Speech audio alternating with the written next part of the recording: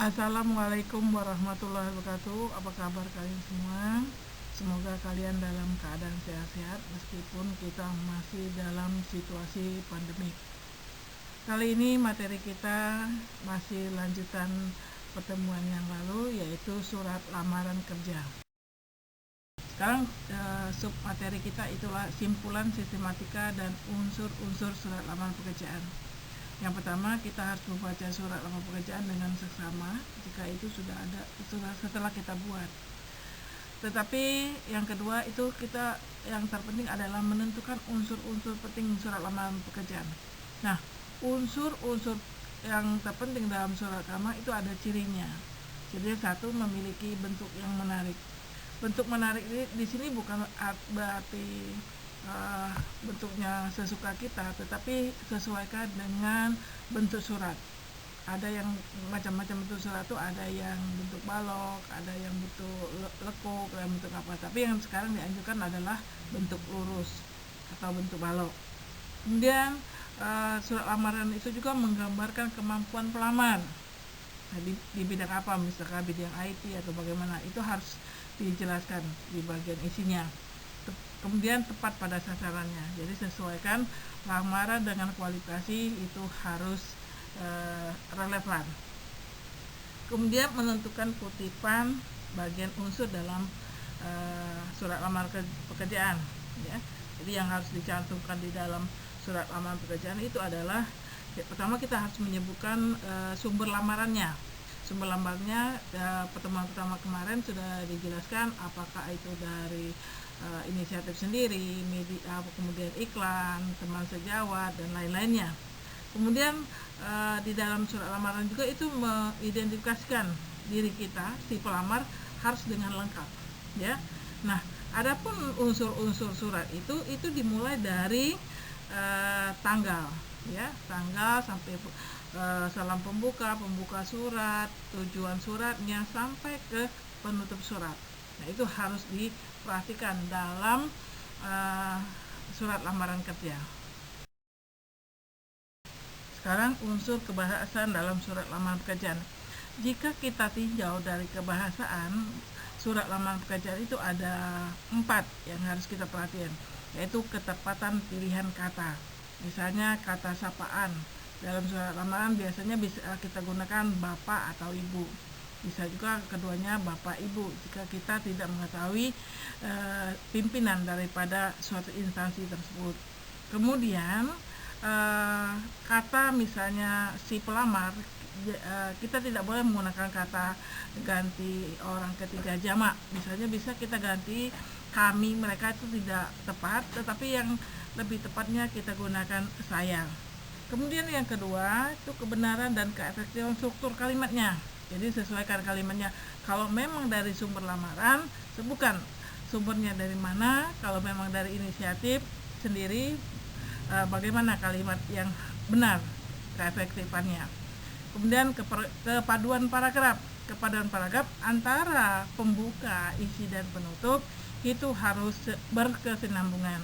Kemudian keempat itu ketepatan penggunaan ejaan atau tanda baca. Misal saya contohkan dengan salam pembukanya, misalnya dengan hormat, D-nya huruf besar, H-nya huruf kecil, kemudian diakhiri dengan tanda koma, ataupun bentuk-bentuk yang lain.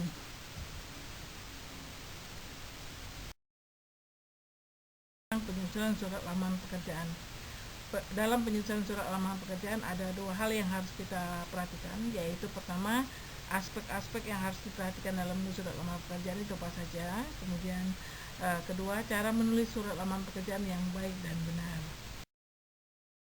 Baiklah, akan saya jelaskan satu persatu aspek-aspek yang harus diperhatikan dalam penulisan surat lamaran pekerjaan, yaitu pertama, surat lamaran pekerjaan ditulis dengan tangan atau di kertas bergaris ukuran folio, tapi bisa juga menggunakan kertas polos, ya, P4 atau legal. Kemudian tulisan itu harus jelas dan tidak ada coret-coretan, jadi harusnya bersih. Nah, selain itu juga surat lamaran boleh diketik di komputer jika perusahaan atau suatu badan atau suatu instansi itu menginginkan bahwa surat lamaran itu harus diketik. Jadi boleh diketik. Tapi pada umumnya surat lamaran itu harus ditulis dengan tangan. Ya, pastikan bahwa surat lamaran itu bersih. Nah, kemudian kita juga harus sampaikan rasa antusias kita untuk bekerja di perusahaan itu. Jadi ada respon ya, si pelamar dengan yang tempat suatu badan atau instansi. Kemudian dalam surat lamaran itu kamu berikan tanda tangan dan nama jelasmu. Kemudian pelamar juga harus menyebutkan dirinya itu bukan dengan kata-kata ganti kami, tetapi melainkan dengan kata saya. Ya, pelamar harus juga menyebutkan pimpinan kantor perusahaan itu, pimpinannya siapa. Ya, atau instansi dengan bapak, ibu, atau juga diikuti jabatannya. Sekarang penyusunan surat lamaran pekerjaan. Nah, cara menulis surat lamaran pekerjaan yang baik dan benar itu harus kita perhatikan. Pertama, kita gunakan bahasa yang baik dan benar. Kemudian tulislah dengan kalimat singkat, padat, dan jelas, tidak bertele-tele. Kemudian ketiga, tulislah surat lamaran itu secara manual dengan menggunakan tangan. Kemudian perhatikan kebersihan surat lamaran pekerjaan. Selanjutnya isi secara jelas data diri atau informasi tentang diri si pelamar, dan lampiran dokumen-dokumen penting itu harus dicantumkan di dalam surat lamaran pekerjaan. Kemudian lampirkan sertifikat pendukung yang bisa menambah nilai lebih pada si pelamar. Ya, karena apa? Sertifikat itu sebagai bahan pertimbangan orang supaya kita bisa diterima dan bergabung di suatu perusahaan atau suatu instansi tersebut.